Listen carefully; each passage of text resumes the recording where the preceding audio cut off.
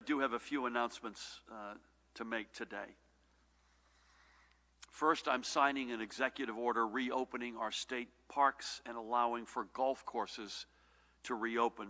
This order will take effect at sunrise on this Saturday, May 2nd. And this will bring us in line, broadly speaking, with our neighboring states. As I have previously said, I did not want to see us in a situation where residents would be needlessly crossing state lines in either direction. County governments will regain the authority to decide whether county parks will be open or closed. Now, to be clear, we cannot have everyone rush out to a park or a golf course. Social distancing will be strongly enforced, and we expect golf course personnel to enforce this requirement. All parks, whether they be state, county, or municipal, will have parking capped at 50% of capacity. And we would ask you, we can't make you do this, but we want you to stay close to home. So if you choose to go to a park beginning Saturday at sunrise, go to one that's near you. Playgrounds and pavilions, including, by the way, visitor centers and restrooms, must be closed. Picnics or other organized activities and team sports, sadly, will be prohibited.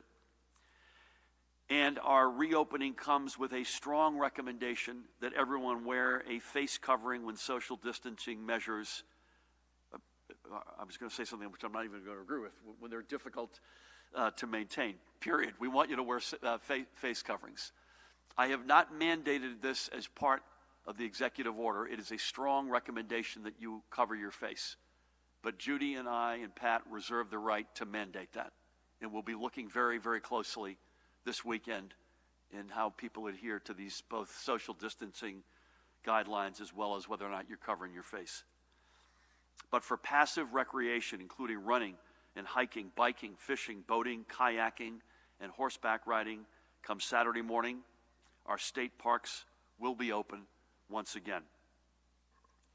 I recognize and appreciate, including many friends, every one of you who reached out to me privately, whether it was a text, a phone call, to the many of you who spoke publicly over the past several weeks, including some of the protesters who urged this action.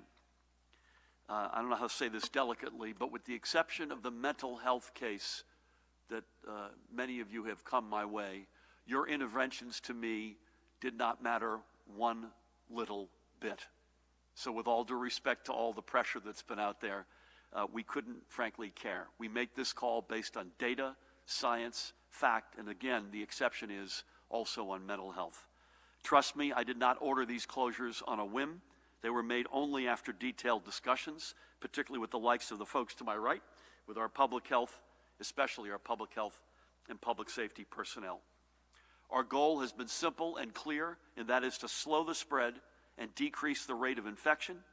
In the absence of either a vaccine or proven therapeutics, and there's been some good vibrations around both of those over the past couple of days. I hope that all turns out to be true. The only tools we have are covering your face and social distancing. This means we've had to make hard choices, but these choices, I know, have saved lives.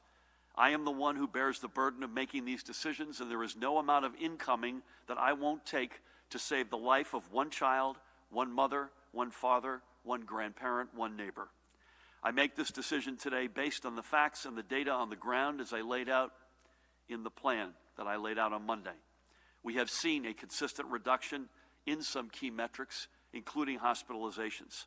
I am hopeful that we are getting on the road back, and with what appears to be a beautiful spring weekend before us, I am pleased to make this announcement today. Secondly, I'm